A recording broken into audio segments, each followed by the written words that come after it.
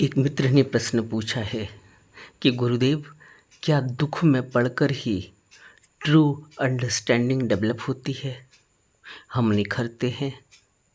क्या कोई और मार्ग भी है राइट अंडरस्टैंडिंग को डेवलप करने के लिए? मेरे को शरीर अनित्य है और इसमें बहुत गंदगी है, यह पता है। फिर भी हजार बार अनित्य और गंदगी का चिंतन करने के बावजूद फिर मन वहीं जाता है और फिर मैं इसको वापस लेकर आता हूँ और फिर इसका वापस जाना, मेरा इसको वापस लाना, इस प्रक्रिया में तनाव की कंडीशन बन जाती है। अभी मैं सिर्फ आनापान करता हूँ पर फेस में सेंसेशन मालूम पड़ती है। जब भी टेंशन की कंडीशन होती है, कल जब ऐसा हो रहा था, मैं फेस पर अपनी संवेदना को देखना शुरू किया और लंबे समय तक देखा। उसके बाद थोड़ी शांति मिली, लेकिन थोड़े समय बाद फिर संवेदना शुरू हो गई। क्या मेरे को इसको देखना चाहिए या कुछ और करना चाहिए? लंबा प्रश्न है इनका,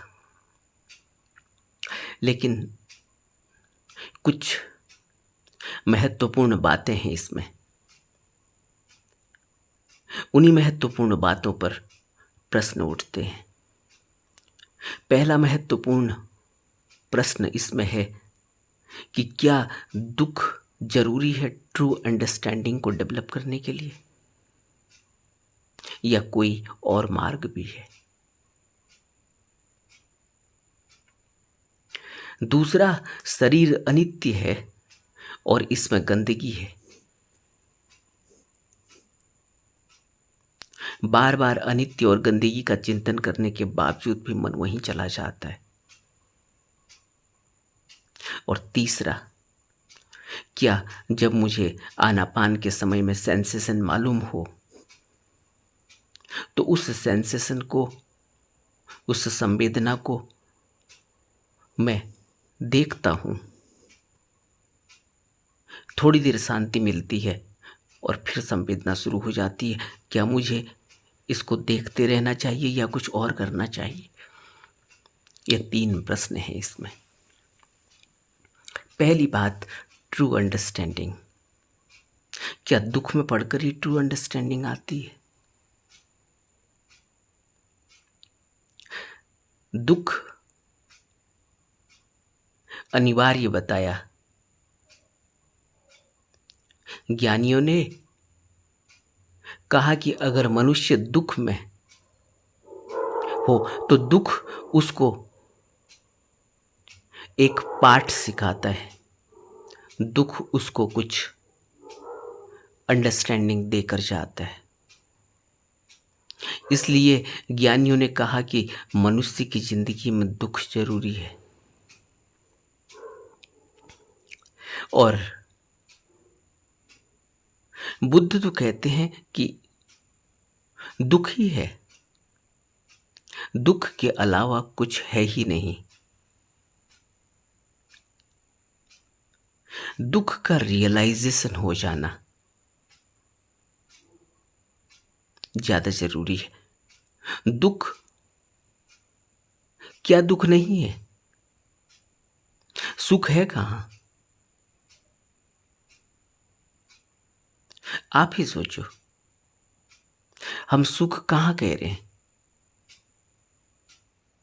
हम पैदा हुए उसी समय से मृत्यु का डर और मृत्यु होगी इसका दुख हमारे अंदर ही है। हम पैदा हुए, वो पैदा होने का धक्का इतना बड़ा था कि दुख वहीं से शुरू हो गया। दुख के अलावा कुछ है ही नहीं। हम सोच रहे हैं कि सुख है। असली सुख तो हमें तब पता चलेगा जिस समय हम ट्रुथ को, शाश्वत सत्य को महसूस कर लेंगे। उससे पहले हमें सुख का पता नहीं चलने वाला, और वह शाश्वत सत्य हमें इस शरीर में ही पता चलेगा, जहाँ हम कह रहे हैं कि सब अनित्य है और सब गंदगी है और ये पूरा संसार दुख है। लेकिन सबसे पहली बात ही यही है कि दुख का रियलाइजेशन हो जाना। दुख हम जिसको कह रहे हैं, अभी हम दुख किसको कहते हैं? आप दुख किसको कह रहे हैं? आप दुख कह रहे हैं कि मेरा मन उस तरफ मुझे खींच कर ले जाता है जहां मैं नहीं जाना चाहता, क्योंकि मुझे वहां उस कृत्य को करने के बाद पश्चाताप होता है। मैं वहां नहीं जाना चाहता। और जिसको मैं अब दुख कह रहा हूं, गंदगी कह रहा हूं, इसी में मुझे सुख का अनुभव भी होता है, तभी तो मैं वहां जा रहा हूं। इस बात को समझने की कोशिश करना। मेरे किसी लड़की से संबंध थे या किसी लड़के से संबंध थे, कोई लव अफेयर था। तब मुझे उसको एक बार फोन कर लेने से या उसकी एक बार शक्ल देख लेने से ही सुख मिलता था। यहां तक कि उसका मैसेज आ जाए तब भी सुख मिलता था। अब मेरा ब्रेकअप हो गया। अब मुझे अभी भी उसकी याद आती है। अब मैं कहता हूं कि यह गंदगी है। अब मैं कहता हूं यह अनित्य है। अब मैं कहता हूं कि मैं इस तरफ नहीं जाना चाहता। मेरा मन मुझे वहीं ले जाता है, वही चिंतन कराता है। अब मुझे वहां दुख दिखाई दे रहा है, तब मुझे वहां सुख दिखाई दे रहा था। और हकीकत क्या है? हकीकत यह है कि वह सुख था ही नहीं, और हकीकत यह है कि वह दुख भी नहीं था। वह दुख भी नहीं है। न वो सुख था न वो दुख है। वही जो जिसका मैसेज आते ही तुम इतने सुखी और इतने प्रफुल्लित और इतने खुश हो जाते थे, उसी का मैसेज जब किसी दूसरे को जाता था तो वो देखता भी नहीं होगा। आपने देखा सुबह सुबह गुड मॉर्निंग के कितने मैसेज आपके मोबाइल फ़ोन पर आते होंगे, और न जाने कितने शॉर्ट्स, कितने रील्स, कितने और लंबे लंबे आर्टिकल और कितने जोक्स तुम्हें न जाने कितने लोग भेजते हैं। लेकिन उनमें से बहुत लोगों के मैसेज तुम्हें पता है कि आ गए हैं, लेकिन तुम उसको खोल कर देखना भी नहीं चाहते। और तुम जिस मैसेज को खोल कर नहीं देखना चाहते, उसी मैसेज का इंतजार कर रहा होता है। उसको लगता है कि आज एक नया मैसेज आया है उसका। ये कितना प्यारा लिखता है, ये कितनी अच्छी अच्छी चीजें भेजता है, वो मुझे पसंद है, मैं उसको प्यार करता हूं। वही मैसेज उसने ग्रुप में डाला है, तुमको भी डाला है। तुमने वो मैसेज सुबह से लेकर शाम तक नहीं देखा, और कोई उस मैसेज का दीवाना है, कोई उसका दीवाना है। अब हकीकत क्या है? उस मैसेज में कुछ है या तुम्हारे दिमाग में कुछ है? सिर्फ अनुभूतियां हैं, सिर्फ भाव हैं, और वो तुम्हारे ही भाव हैं। तुम्हारे भावों की वजह से तुम उसका प्रक्षेपण उसको उस मैसेज में लेकर आते हो। तुम उन भावों को जो तुम्हारे अंदर हैं, उनको तुम उमड़ कर लेके आते हो उस व्यक्ति के बातों में, उस व्यक्ति को संलग्न कर लेते हो, उन भावों में, उन विचारों में जो तुम्हारे ही हैं।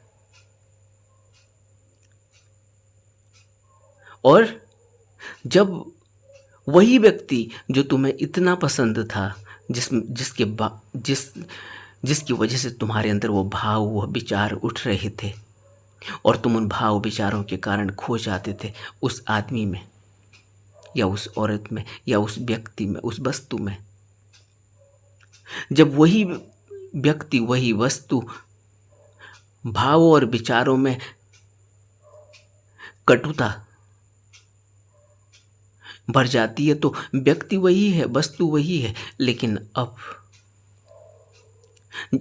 जब उसमें इतना प्यार महसूस हो रहा था, अब उसमें उतना ही दुख और उतनी ही नफरत महसूस हो रही है। क्या हुआ? सिर्फ तुम्हारा ही भाव बदला है, तुम्हारा ही विचार बदला है। व्यक्ति वही है, वस्तु वही है। तुम्हारा भाव अच्छा था, तुम्हारा विचार अच्छा था, तो तुमने कहा कि मुझे प्यार हो गया। तुम्हारा भाव बदल गया, तुम्हारा विचार बदल गया, तुमने कहा कि अब मुझे नफरत हो गई। कहीं भी कुछ भी नहीं है। इसीलिए बुद्ध कहते हैं कि जिस दिन तुम सुख और दुख से ऊपर उठने लगोगे, उस दिन समझना कि तुम निर्वाण के करीब हो। उस दिन समझना कि विपश्यना फलित हुई, फलदायी हुई। तब तक तो विपश्यना एक बहुत बड़ा टास्क हो जाती है, बहुत बड़ा कृत्य हो जाती है, बहुत कम्बरसम हो जाता है, बहुत उबाऊ और थकान भरी हो जाती है विपश्यना। क्योंकि प्रगति नहीं मालूम होती, दिखाई पड़ती। तो यह बात कहना कि दुख में पड़कर ही ट्रू अंडरस्टैंडिंग डेवलप होती है, नहीं, दुख की जरूरत नहीं। लेकिन क्योंकि मनुष्य सीखता ही नहीं, मनुष्य तो दुख से भी नहीं सीखता, मनुष्य सीखता ही नहीं। अगर मनुष्य सीखने वाला होता तो फिर उसको तो कुदरत सिखा ही रही है। कुदरत का कृत्य पल पल हमें सब कुछ सिखा रहा है। हमें किताबों से सीखने की जरूरत नहीं होती, और किताबों से हम सीखते भी नहीं हैं। हम सीखते तो अपने से ही है। किताबों से तो फिर हम एक अंडरस्टैंडिंग ले लेते हैं बाहर से, और फिर उसको अप्लाई करते हैं अपनी ज़िंदगी में, उन भावों, उन विचारों से। फिर हमारे अंदर कुछ हमारे ही अनुभव होते हैं जो हमें सिखा कर जाते हैं। लेकिन अगर हम सीखना ही न चाहें और दुख में पढ़कर भी न सीखें, आपने देखा बहुत से लोग पहले प्यार करते हैं, तब वो घंटों तक इंतजार करते हैं किसी का, और दिनों दिनों की यात्रा करके एक दूसरे से मिलने जाते हैं, साथ में रहते हैं, खाते हैं, पीते हैं, आनंद करते हैं, और फिर जब वो प्यार उनका शादी में बदल जाता है, फिर उनको लगता है कि अब थकान सी होने लगी है, अब कोई चार्म नहीं रहा। क्यों? क्योंकि पहले एक एक्साइटमेंट था, दूर तक मिलने जाते थे, दिनों दिनों में पहुंचते थे, या अगर एक शहर में हैं तो घंटों घंटों तक इंतजार करते थे, घंटों घंटों फ़ोन पर बात करते थे। अब ये सारी चीज़ें ख़त्म हो गई, शादी हो गई, अब एक ही साथ रहने लगे। अब वो कोशिश करते हैं कि वो दिन लौट कर आए। अब वो दिन लौट कर कैसे आएंगे? तब कुछ बंदिशें थी, कुछ दीवारें थी, घर अलग अलग थे, परिवार अलग अलग थे, रहन सहन अलग अलग था, आसपास में लोग अलग अलग थे, जिनके साथ रह रहे थे वो लोग अलग अलग थे।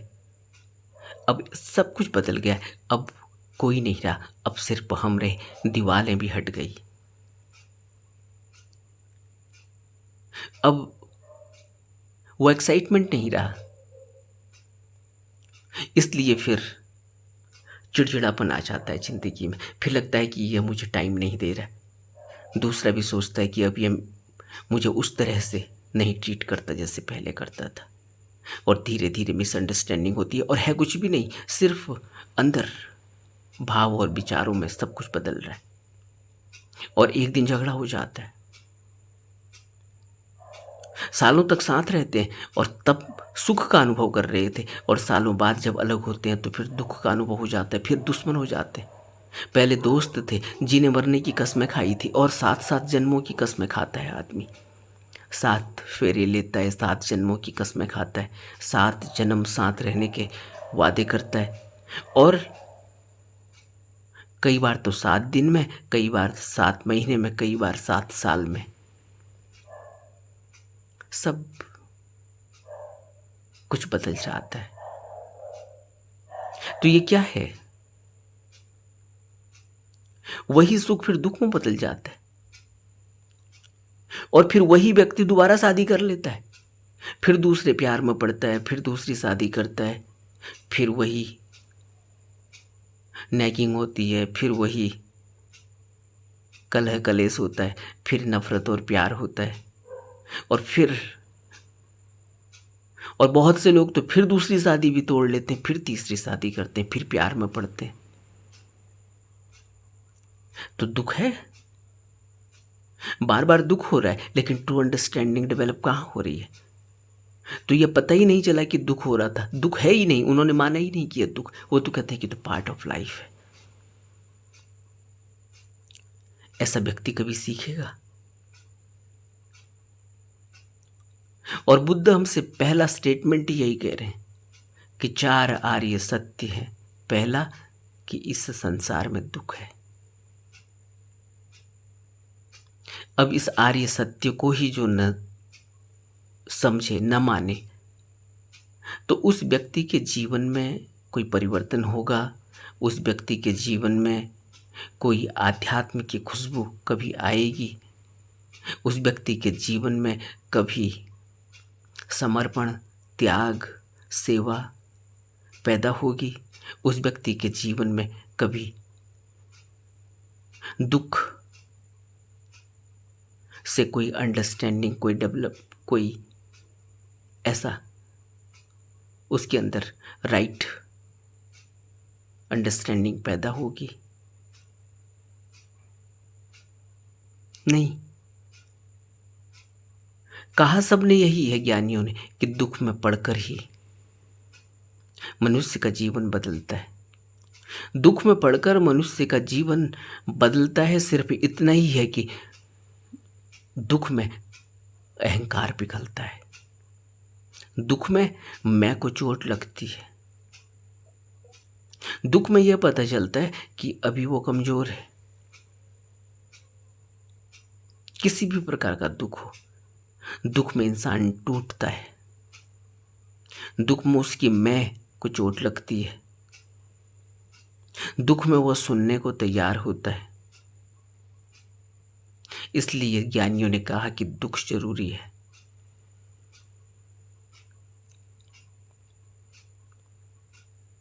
और आपने खुद भी यह अनुभव किया होगा कि मनुष्य जब दुख में होता है तब वो किसी सहारे की तलाश करता है। नहीं तो वो सहारा, वो कहता है मैं कमजोर हूं क्या? बच्चे को, एक छोटे से बच्चे को ही देखो, जब वो बिल्कुल ठीक ठाक होता है, उसके अंदर ऊर्जा होती है, तो वो माँ का हाथ छिटक कर चलना चाहता है। और जब उसके पाँव में दर्द होने लगता है, जब उसकी तबीयत ठीक ना हो, उसका मन ना हो, तो वह माँ के साथ गोद में भी चलने को तैयार नहीं।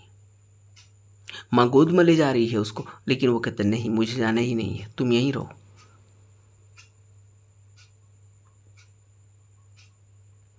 ऐसी ही हालत है इंसान की। वो दुख में भी नहीं सीखता, क्योंकि वो दुख को भी समझ ही नहीं पाया। और बुद्ध कह रहे हैं कि आर्य सत्य है कि दुख है। तुम्हें यह दुख अभी दिखाई नहीं दे रहा है, तुम दुख में ही हो। तुम पैदा हुए उसी दिन से तुम दुख में हो। बुद्ध कहाँ देख रहे हैं, जरा सोचो। बुद्ध ये नहीं कह रहे कि तुम पैदा हुए तो तुम्हें बुखार था तो तुम दुख में हो। बुद्ध ये नहीं कह रहे कि तुम पैदा हुए हो तो तुम्हें पीलिया हो गया तो तुम दुख में हो। नहीं, बुद्ध कह रहे तुम पैदा हुए तो दुख में आ गए। इसलिए क्योंकि तुम संस्कारवश पैदा हुए हो। यह जन्म अपने आप में एक दुख है, क्योंकि जन्म होना ही नहीं चाहिए था। तुम संस्कारवश पैदा हुए हो, और जो तुम लेकर आए हो वही लकीर के साथ, उसी लकीर को साथ लेकर तुम चलोगे, उसी लकीर के अनुसार चलोगे। तुम जितना मर्जी कह लो कि मैंने यह कर दिया, मैंने वह कर दिया, मैं यह कर लूँगा, मैं वह कर लूँगा, लेकिन तुम्हें पता नहीं कि एक बारीक सी लकीर तुम्हें बांधे खींची चली जाती है, और तुम खींचे चले जाते हो उस लकीर के साथ साथ। वह संस्कारों की लकीर है, वो कर्मों की लकीर है।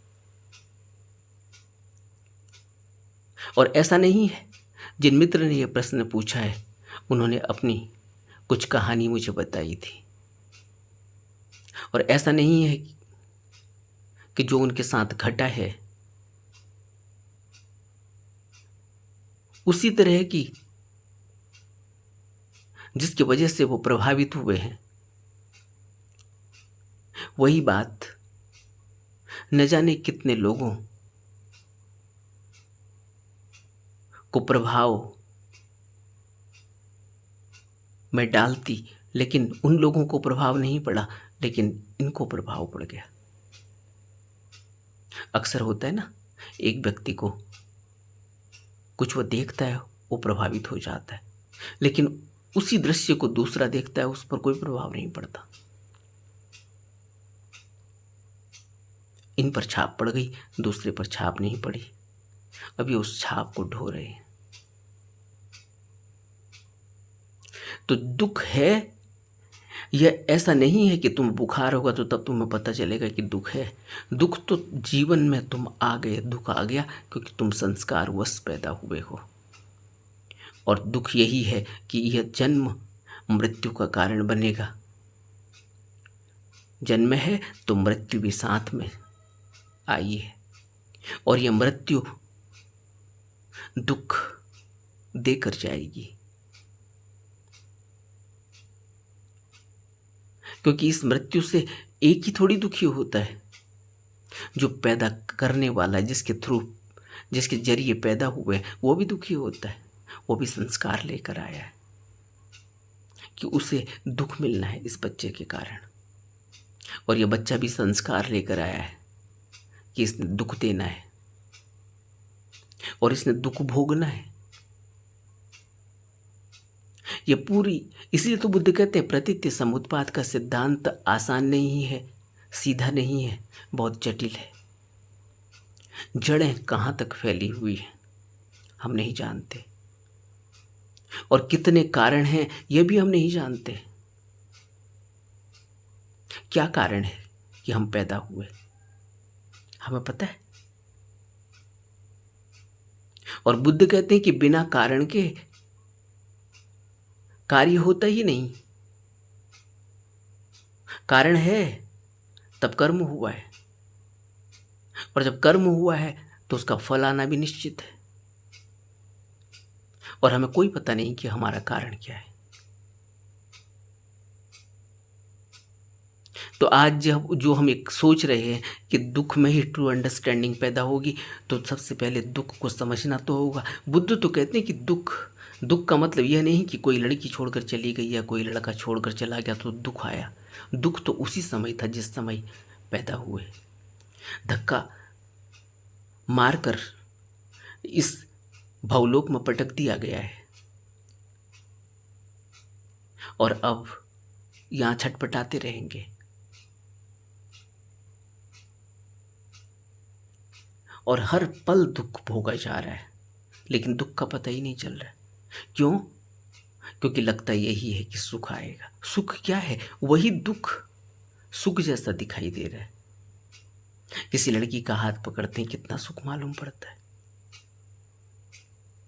और जब वो लड़की हाथ झटक कर चली जाती है या हम हाथ झटक कर चले जाते हैं तो फिर कितना दुख हो जाता है। तो सुख था वहाँ कहाँ? कहाँ सुख था, कहाँ दुख था? वही वस्तु जिसको हम पहले पाते हैं तो कितनी खुशी महसूस होती है, और वही वस्तु जब चली जाती है तो फिर दुख कितना होता है। तो दुख क्या उस वस्तु में था? क्या सुख उस वस्तु में था? वो वस्तु आई तब हम सुखी हो गए, वो वस्तु चली गई तब हम दुखी हो गए। तो क्या उस वस्तु में ही सुख भी था और उस वस्तु में ही दुख भी है, या वो सुख और दुख हमारे अंदर ही है, हमारी भावनाओं में, हमारे विचारों में? तो हम जिसको यह सोच रहे हैं कि दुख से हमारी अंडरस्टैंडिंग डेवलप होगी, हमें सब पहले से यह समझना होगा कि दुख, कौन से दुख से हमारी अंडरस्टैंडिंग को डेवलप होगी। हमें दुख को अपने अंदर जाकर देखना है, हमें दुख को इस अस्तित्व में देखना है, हमें दुख को अपने होने में देखना है। हम दुखी हैं, हम होते ही दुखी हो गए, हम हुए ही दुख के कारण है।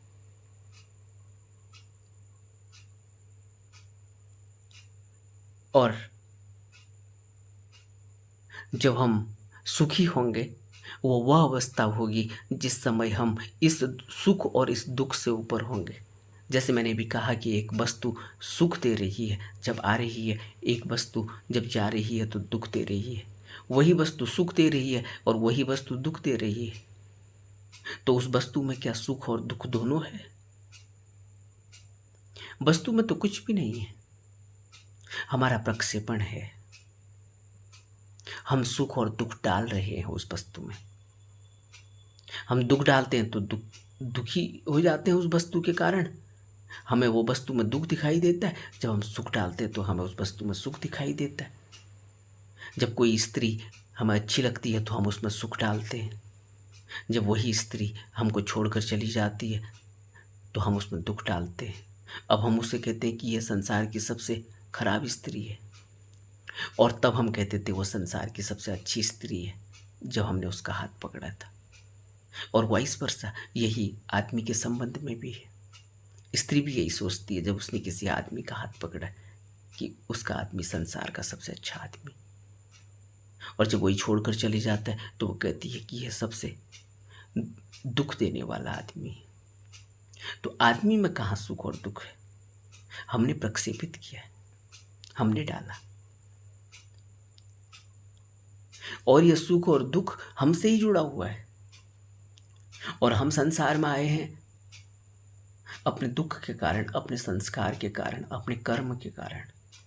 और सबसे बड़ा इस यहाँ आने का, जन्म लेने का यही है, क्योंकि यहाँ मृत्यु साथ में है और फिर हम चले जाएंगे और फिर दुख होगा। क्यों? क्योंकि हमने यहाँ चीज़ों को पकड़ रखा है, हम यहाँ मोहवश हैं, ग्रसित हैं, हम यहाँ लोभवश ग्रसित हैं।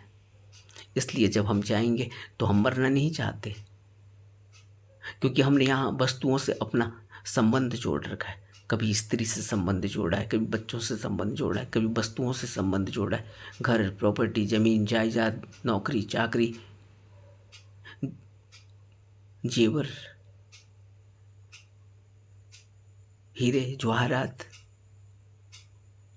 न जाने कितने वस्तुओं से हमने संबंध जोड़ा है।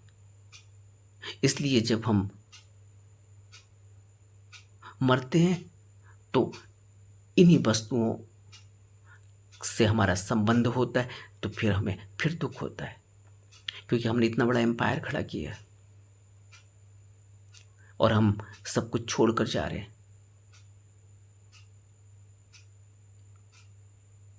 तो दुख को समझना होगा कि दुख क्या है। और दूसरी बात यह कि शरीर अनित्य है, इसमें गंदगी है।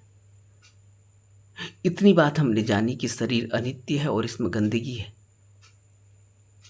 और बावजूद हजार बार इस अनित्य और गंदगी का चिंतन करने के मन फिर वहीं जाता है,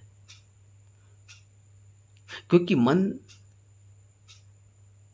वहां इसलिए जा रहा है क्योंकि हम जिसको गंदगी कह रहे हैं, इसी में हमने सुख के सपने भी देखे थे।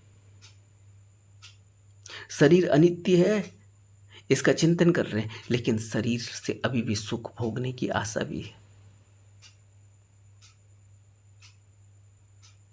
तो फिर अनित्य, फिर इसमें गंदगी, फिर सुख भोगने की आशा भी क्यों रखी है? अगर इसमें सब कुछ ही गंदगी है तो सुख भोगने की आशा रखना और एक तरफ से गंदगी कहना। अगर गंदगी है तो फिर सुख भोगने की आशा छोड़ दो। बुद्ध ने जब यह कहा कि इस शरीर में गंदगी ही गंदगी है, कब कहा, किसके लिए कहा? जो व्यक्ति वासना से ग्रसित है, जिस व्यक्ति ने शरीर से अपना तादात्म्य जोड़ रखा है, जो शरीर को सब कुछ मानता है, बुद्ध ने कहा कि शरीर सब कुछ नहीं है। शरीर से सुख खोजने की बात यही है कि इस शरीर में गंदगी के सिवाय कुछ भी नहीं। जो व्यक्ति शरीर से सुख भोगना चाहता था, उसके लिए यह बात कही थी।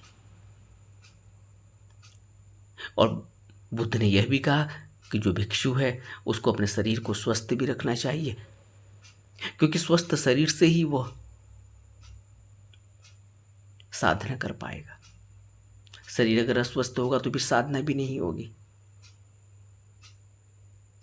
तो मुझे यह समझना होगा कि जिस शरीर को मैं अनित्य कह रहा हूँ, जिस शरीर को मैं गंदगी के सिवाय कुछ भी नहीं है कह रहा हूँ, ये किस संबंध में कह रहा हूँ।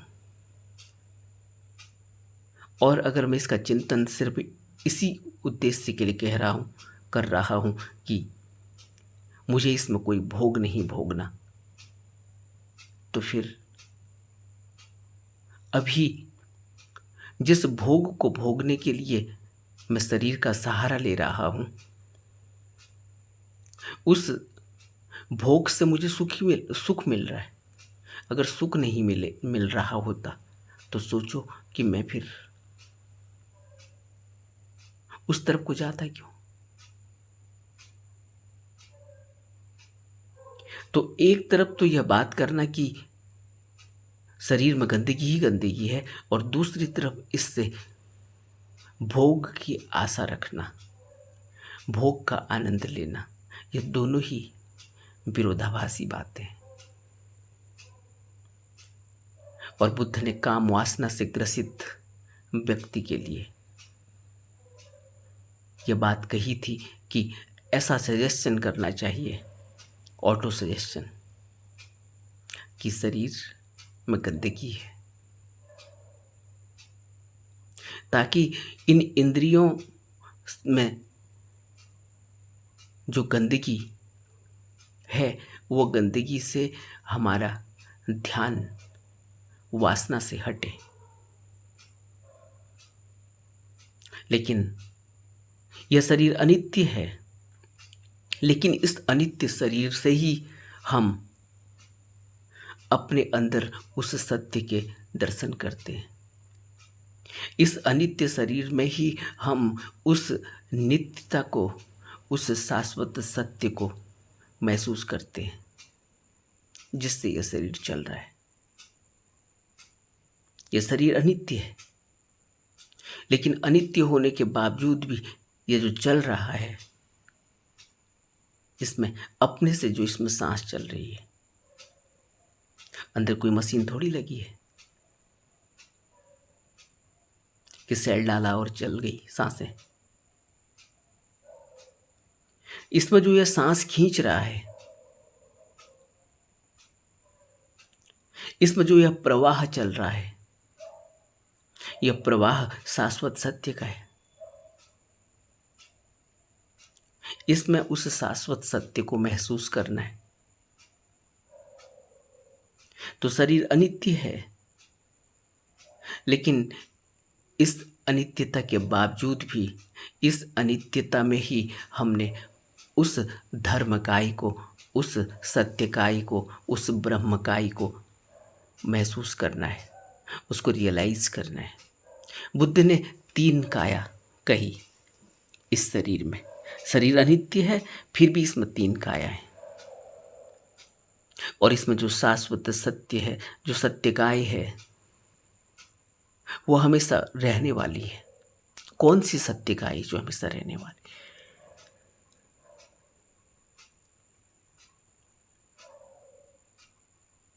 ये प्रश्न है। हम जिस शरीर को अनित्य कह रहे हैं, इसी शरीर में बुद्ध इसको 3 काय वाला शरीर कहते हैं, त्रिकाय। इसी अनित्य शरीर में तीनों काया महसूस की जाती है। और जो इन्होंने अगला प्रश्न इसमें पूछा है कि मैं आनापान करता हूँ, लेकिन क्योंकि मैं अपने भटके हुए मन को बार बार वापस खींच कर लाता हूँ, तो मेरे इस प्रक्रिया में तनाव हो जाता है। तुम इसको क्यों वापस लाना चाहते हो? ये कहाँ जा रहा है? ये जहाँ जा रहा है वहाँ इसको सुख मिल रहा है, इसलिए वहाँ जा रहा है। और जब सुख मिल रहा है तो तुम पश्चाताप क्यों कर रहे हो कि तुम दुखी हो? क्या तुम सुख को नहीं भोगना चाहते? जब तुम्हें सुख मिल रहा है तभी तो तुम वहां जा रहे हो, फिर पश्चाताप क्यों करते हो? फिर उस सुख को भोगो। और सुख भोगने के बाद पश्चाताप अगर हो रहा है तो फिर वह सुख है नहीं, और जब सुख है नहीं तो फिर दुख में क्यों जा रहा है यह मन? फिर बात वहीं आती है कि मैंने उसको दुख अभी समझा ही नहीं।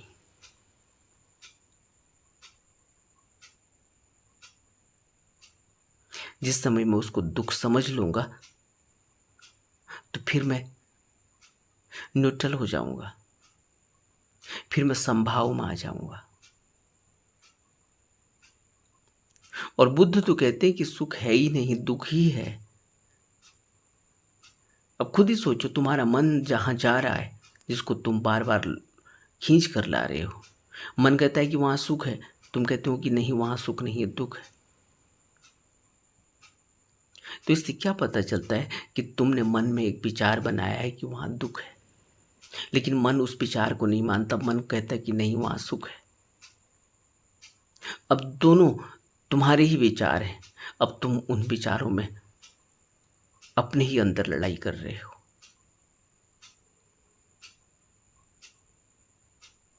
और बुद्ध हमसे क्या कह रहे हैं? बुद्ध ने जब हमें विपश्यना बताई तो क्या कहा कि तुम सुख अगर महसूस कर रहे हो तो उससे राग मत रखना।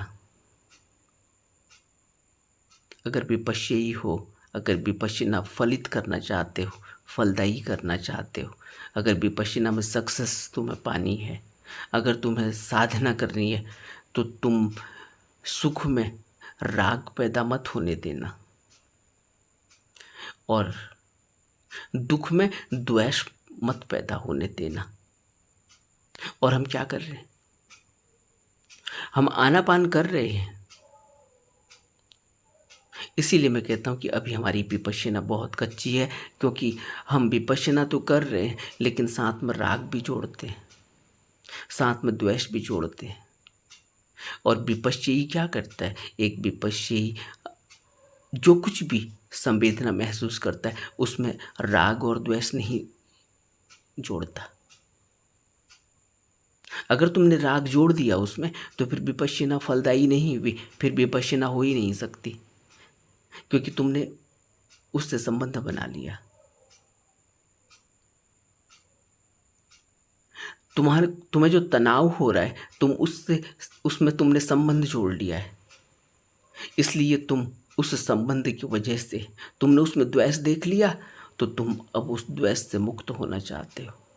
अब तुमने उसमें राग देख लिया, तो तुम अब उस राग से जुड़ जाना चाहते हो। बार बार उस सुख को भोगने की आकांक्षा तुम्हारे अंदर पैदा होती। और एक विपश्ययी राग और द्वेष नहीं जोड़ता, वो राग से भी अपने को अलग रखता है। वो सुख देखता है कि सुख आ रहा है, सुख हुआ, सुख महसूस हो रहा है, लेकिन वो सुख में राग नहीं जोड़ता। यही तो फर्क है, इतना ही फर्क है। तुम जिस औरत से, जिस आदमी से अभी हाथ पकड़कर तुम्हें सुख मिल रहा था, अब तुम्हें दुख मिलने लगा, क्योंकि तुमने उस सुख में राग पर जोड़ दिया था। और अब तुम्हें दुख मिलने लगा, क्योंकि अब तुमने उस सुख में द्वेष जोड़ दिया है। अब दुख में द्वेष जोड़ दिया, तो अब तुम क्रोधी होने लगे, और अब तुमने उस सुख में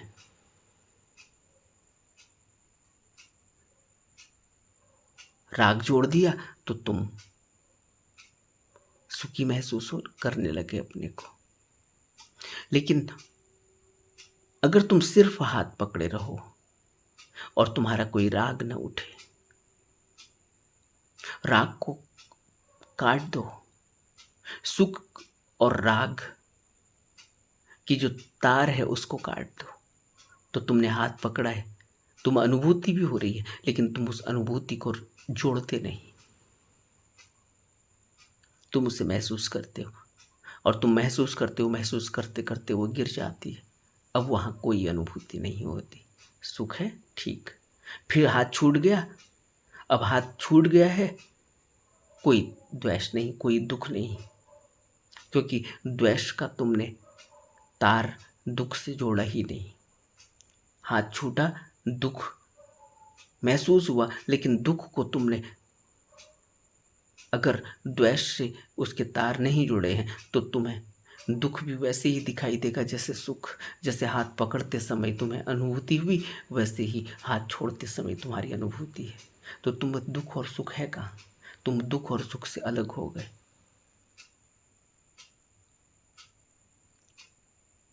और अभी हम क्या कर रहे हैं? अभी हमें तनाव हुआ, हम अब उस तनाव को हटाने के लिए अब मैं संवेदना देख रहा हूं, लेकिन मैंने जोड़ा हुआ है द्वेष, जोड़ा हुआ है राग। अगर तनाव है तो उसमें द्वेष जोड़ा हुआ है, कहीं ना कहीं क्रोध आ रहा है, तनाव है। फिर मन वहीं जाने लगा, मैं नहीं चाहता कि मैं यह करूं। तुम क्यों राग जोड़ रहे हो? तुम क्यों द्वेष जोड़ रहे हो? तुम सिर्फ देखते रहो। तनाव हुआ, होने दो। किसको हुआ है तनाव? तुमको थोड़ी हुआ है। तुम जब बीच में आ जाते हो, जब मैं तुम कहने लगते हो, तभी द्वेष तुम्हें पकड़ लेता है। द्वेष कहता है मैं ही तो हूं द्वेष। जो मैं कह रहा है वो कहता है मैं द्वेष हूं। और वही मैं, जब तुम राग जोड़ देते हो, तब भी वो कहता है कि मैं तो राग हूं, मैं तो सुख हूं।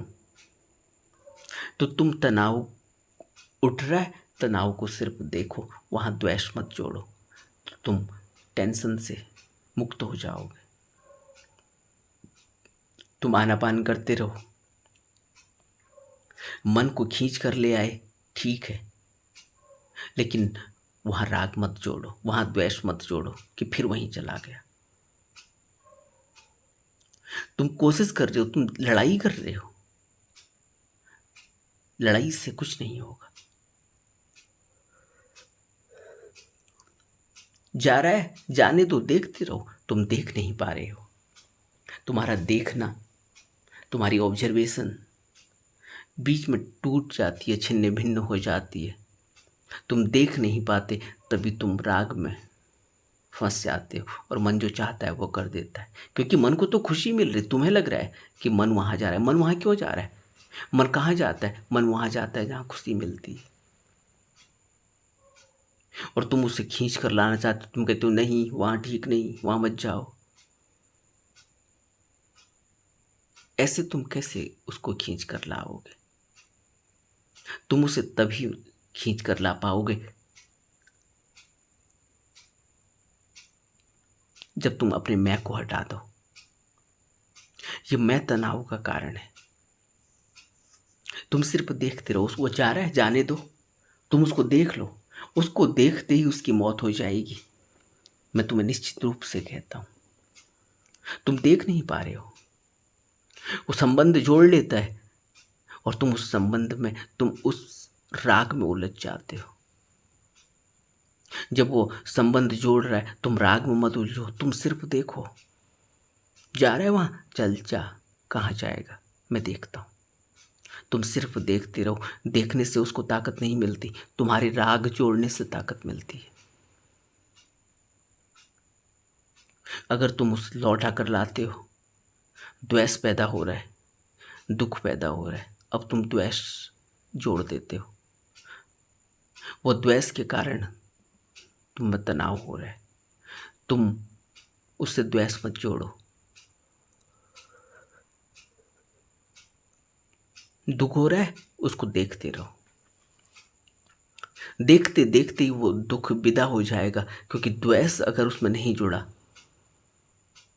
तो वो दुख फलित नहीं होगा, वो दुख ताकत नहीं पा पाएगा, वो वैसे ही विदा हो जाएगा। और यही तो विपश्यना हमसे कह रही है कि तुम उदय और उदय और अस्त को देखते रहो। वो उदय होती है संवेदना, वो व्यय हो जाती है। तुम राग जोड़ना बंद कर दो, तुम द्वेष जोड़ना बंद कर दो, तुम अपने मैं को हटा दो बीच में से, तुम सिर्फ देखते रहो। देखने में ताकत है, देखने से सभी खत्म हो जाएगा। तुम सिर्फ देखते रहो। यही देखने की कला को मजबूत करना ही तो आनापान है। आनापान में देखना ही तो है, और क्या करना है आनापान में? आनापान में हम अपनी सांसों को देखते ही तो हैं। सिर्फ दृष्टा, जिस समय दृष्टा जग गया उस समय द्वेष की मृत्यु हो जाएगी, जिस समय दृष्टा जग गया उस समय राग की मृत्यु हो जाएगी। और ये राग और द्वेष ही तो है, दो ही चीजें हैं। द्वेष दुख के कारण पैदा होगा और राग सुख के कारण पैदा होगा। हम उससे संबंध जोड़ेंगे और यही संबंध जोड़ने से ही हमें अनुभूति होती है। सिर्फ देखो, आनापान कर रहे हो, सिर्फ देखो। जहां जा रहा है जाने दो, तुम देखते रहो। तुम अपना राग मत जोड़ो। तुम ये मत कहो कि वहां सुख की उपलब्धि हो। तुम्हें सुख अगर महसूस होने लगा है और तुमने अगर उसमें राग नहीं जोड़ा, तुमने उस अनुभूति को अगर आनंद उसका नहीं लिया, तो तुम क्या करोगे? पकड़ते रहे तुम्हारा कोई हाथ। तुमने अगर राग नहीं जोड़ा, तुमने अगर उसमें यह नहीं कहा कि यह मेरा है, यह मैं हूं जो आनंदित हो रहा हूं, तो कोई हाथ तुम्हारा पकड़ते रहे, क्या फर्क पड़ेगा? कोई तुम्हारा हाथ छोड़ दे तब क्या फर्क पड़ेगा? वस्तुओं में थोड़ी कुछ है। बुद्ध क्या कहते थे? कुत्ता हड्डी चूस रहा है, सूखी हड्डी है, उसमें कुछ भी नहीं है। कुत्ता हड्डी चूस रहा है और उस हड्डी में, हड्डी उसके मुंह में गड़ रही है और उसमें से खून निकल रहा है। अपने ही लहू को चूस रहा है और सोचता है कि हड्डी में से मजा मिल रहा है। उस हड्डी में कुछ है ही नहीं, और अपने ही लहू को चूसता है। और जब मुंह में घाव हो जाते, जब लहू लुहान हो जाता है, तब हड्डी को छोड़ता है और दूर पड़ जाता है और दर्द से कराहता है। अब तब उसे एहसास होता है कि हड्डी में कुछ भी नहीं था, कि मेरे ही लहू के कारण मुझे मजा मिल रहा था।